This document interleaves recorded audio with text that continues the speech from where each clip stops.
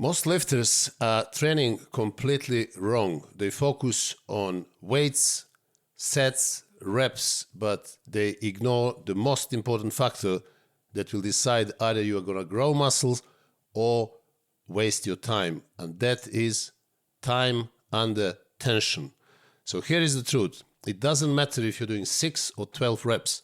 If your muscles are not under long enough tension, they will not grow. And in this video, I will show you exactly how long your sets need to last in order to build muscle, and why short time under tension is actually killing your gains, and long time under tension is turning simply into a cardio.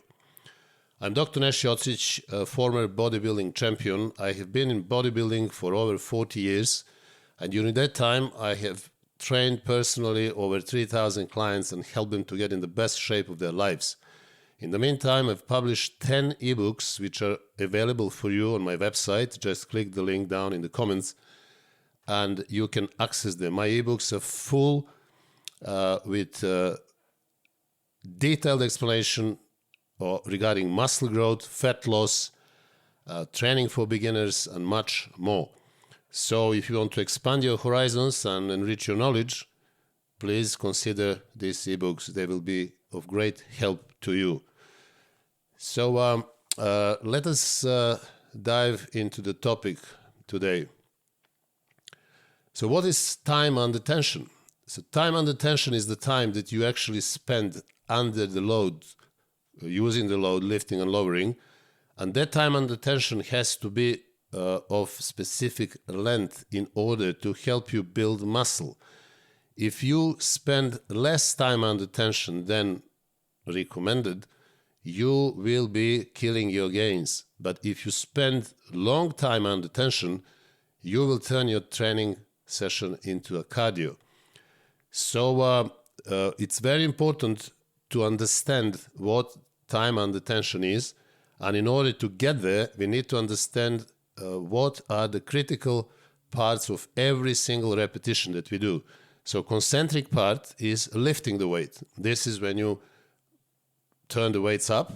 Then you have isometric phase when you hold the weight, and you have the most important part of your repetition, which is eccentric, meaning lowering the weight or lengthening the muscle under the load.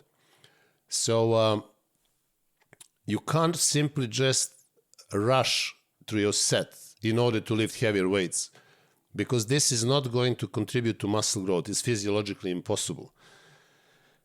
Now, before we get into exact time of necessary time, time under tension, length of the time under tension, I want to remind you that the most important muscle growth drivers are mechanical tension, metabolic stress, and also muscle damage. So in order to cause this mechanical tension and muscle damage, you need to perform your sets in controlled manner, and especially your lowering or eccentric part of the set, because this is where the mechanical tension is the highest, and this is where the muscle damage happens more than in other parts of the repetition, in isometric and concentric. So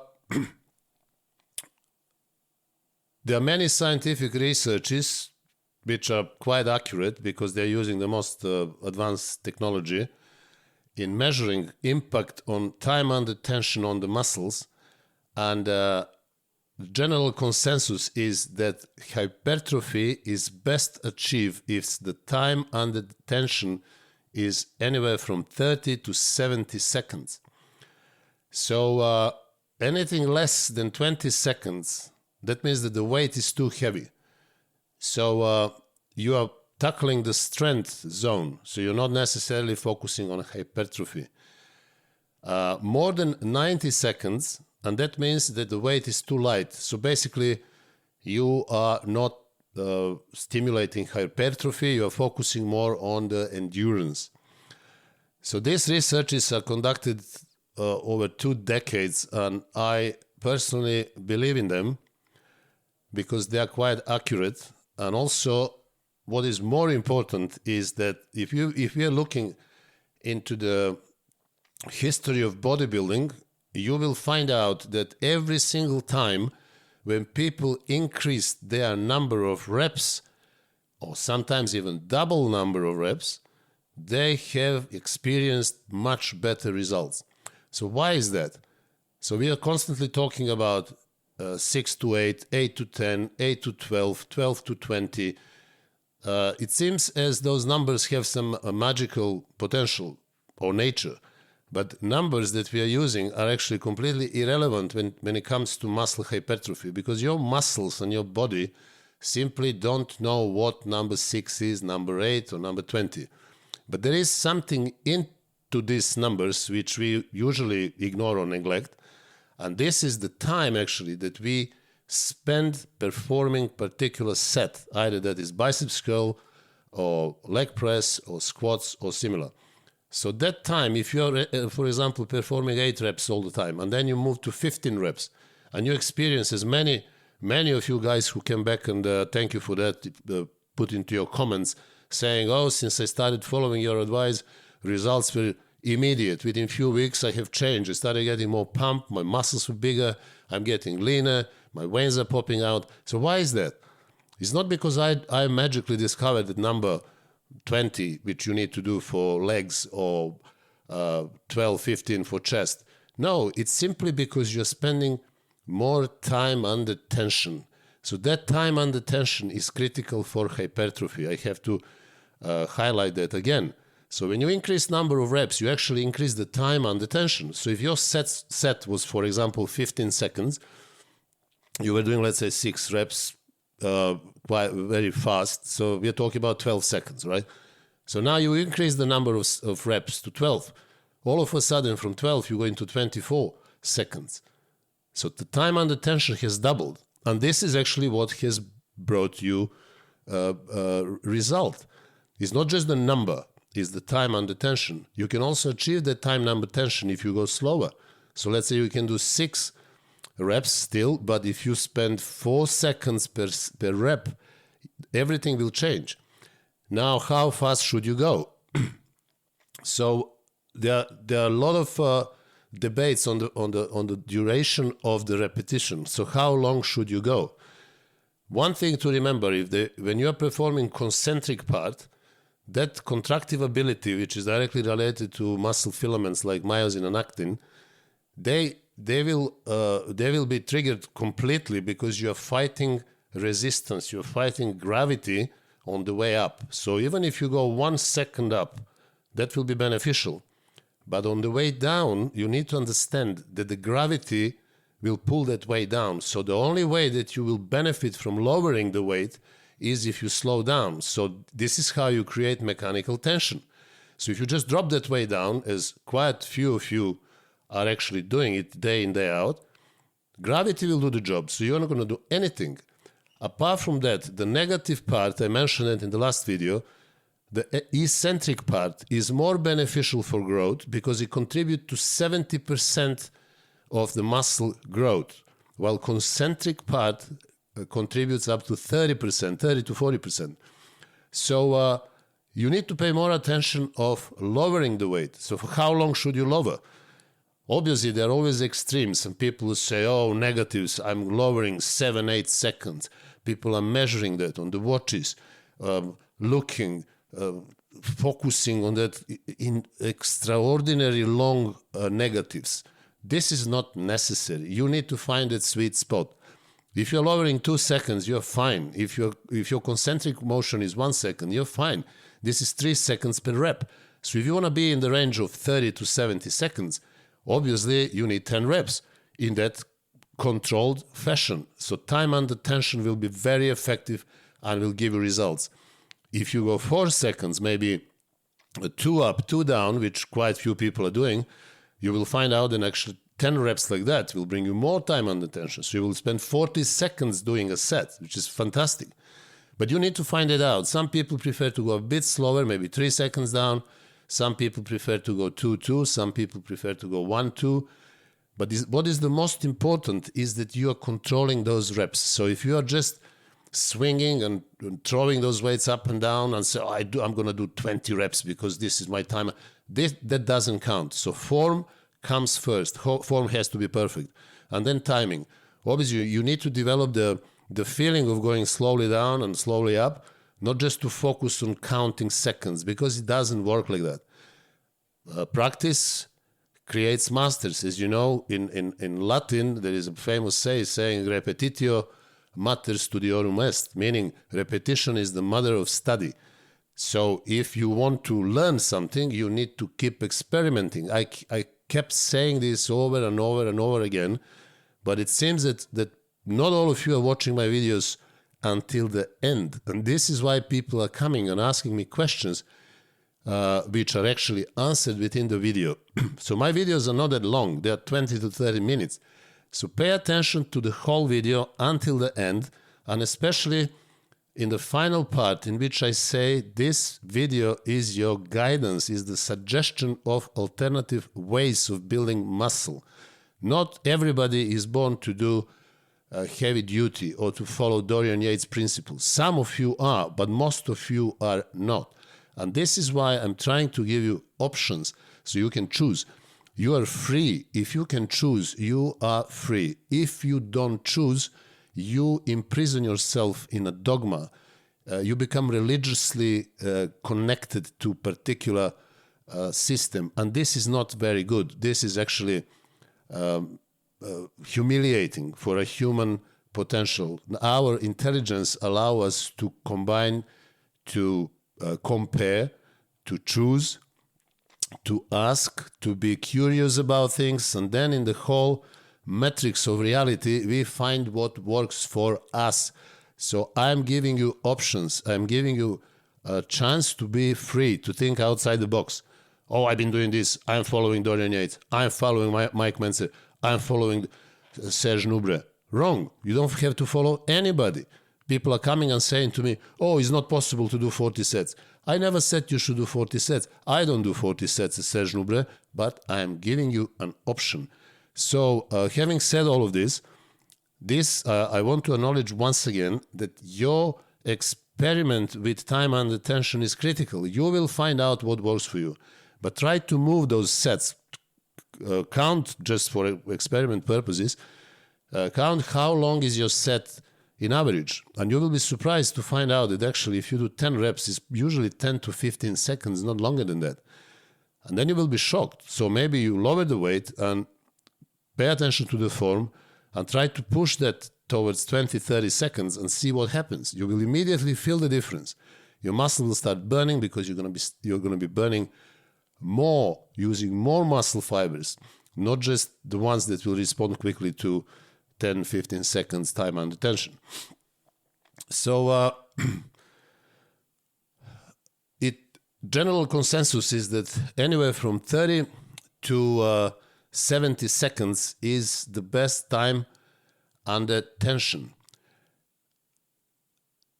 But, and I hope that many of you would ask this question, but what about the guys who were doing 6 to 8 reps and their time under tension wasn't longer than 15, 20 seconds? What about these guys? How did they build their phenomenal bodies? Dorian Yates did 6 to 8 reps. Mike Mentzer did 6 to 8 reps. Most of the time, there are many, many others. Lee Priest did low number of reps as well. I know people who did it also, and I trained with them, and I was shocked, and I'm giving you this experience firsthand. For example, Brian Buchanan, one of the most talented bodybuilders ever, fantastic physique, Mr. Universe, professional universe winner, Mr. Olympia contender, etc. We trained together. So Brian would always do 7 reps for everything. And Brian wasn't really paying that much attention to the time and the tension. So I don't think his sets were ever longer than 15 to 20 seconds. Never. So now you can ask rightly, so how is that then possible that somebody does heavy weights, shorter time under tension, and is not doing what you are suggesting, 30 to 70 seconds? Now you have to understand there are 2 things. that, life is not simple. Nothing is simple, not even physiology, not even all this explanation that I'm giving it to you. So what was happening in those cases is, first of all, people like that are not the rule. They are exceptions, right? Number one, they were compensating that time under tension with the tremendous mechanical tension that they have achieved using heavy weights. This is number one. So they compensate one condition with another.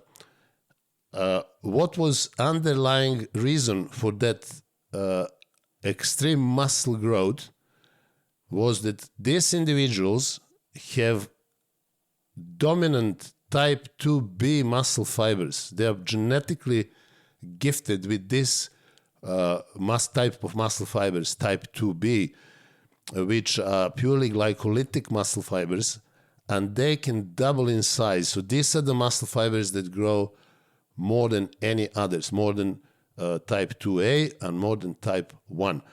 Now, people like that are very rare, and they are not the rule. 90%, maybe 95% of all of us, we are not like that. And we will never respond successfully to that particular type of training, which is heavy weights, relatively controlled form, but low number of reps and time under tension under 20 seconds. So we are talking about extremes, all right? Most of us have much higher proportion of type 2A and also mixture of type 1 and type 2 muscle fibers. So in order to tackle all of them and optimize muscle growth of all muscle fibers that we possess, which for most of us, mixture, we don't have a dominant one, the best way to do it is to apply this principle of time under tension, which is 30 to 70 seconds of controlled form under the load. So I also have questions. Often people are saying to me, oh, you're saying that muscle should be trained once per week, but Lee Haney said that he's training muscle every 3 to 4 days. Serge Nubret trained muscle twice per week. Arnold trained muscle twice per week, and similar examples. Again, it is true, but people like Lee Haney, Dorian Yates, Mike Mentzer, Arnold Schwarzenegger, how many of them you know? They are not even 1% of the population. It's probably 0.1 or something like that. So these people are exceptions. And if you really think that you are Lee Haney, Ronnie Coleman, Tom Platz, or Dorian Yates, then good luck to you. Copy their workouts, and I wish you all the best. I would really like to see your results in extremely short time. But I know from experience, also from my own experience, because I'm not like Dorian Yates. I've never been like Lee Haney or anybody, Ronnie Coleman or Tom Platz. I found out a way that I can build my body to my maximum and achieve fantastic results by applying principles that I'm suggesting to you, and they apply to the majority of people. So it's very important to understand that when you're looking at extreme cases, don't identify yourselves with them, because most likely that is you will respond better to the advice that I'm giving it to you, because this advice is for general population, for most of us. So what would be the best way to use time under tension in training? So as I mentioned, if you go 2 to 3 seconds eccentric, maybe 1 second concentric and 1 second isometric, they'll be fantastic. You will generate 3 to 4 seconds per rep. And if you do anywhere from 8 to 12, for example, you will already be over 30 seconds. Now, muscles like legs, as I said many times, they require higher number of reps. Again, it's not about the reps, it's about time under tension. So anywhere from 50 to 70 seconds, your legs will respond much better than, for example, smaller muscle like biceps, triceps, calves. They require anywhere from 30 to 50 seconds. But legs, and in some cases even chest and back, they will react better if you perform time under tension, which is 50 to 70 seconds. So again, for smaller muscle groups, 30 to 50 seconds, and for bigger muscle groups, especially legs, anywhere from 50 to 70 seconds. So that will be roughly around 20 reps for legs, for example. If every rep is, let's say, 2-3 seconds or more, then this is the right sweet spot. And also I would like to emphasize that you should not really obsessively count your seconds. It's much more important to control the weight. So when I say 50 to 70 seconds, it doesn't really have to be 50, or I'm going to die, or 70. And if it's 71, oh, I ruined my set. It just doesn't work like that. These are all guidelines. And you just need to find out and realize that actually longer sets for legs than for biceps and calves will give you much better results. Now, let me say a few words about mistakes and myths about training under tension. So, for example, myth number one is that time under tension means using very light weight in a super slow motion, and that leads to endurance and not growth. This is absolutely not true, because time under tension doesn't mean lightweight. It means right weight that will allow you to come near to failure or to failure within that range of 30 to 70 seconds, depending on the muscle group, and not necessarily lightweight or not super heavy, just right weight that you can move 30 to 70 seconds and reach failure or near failure.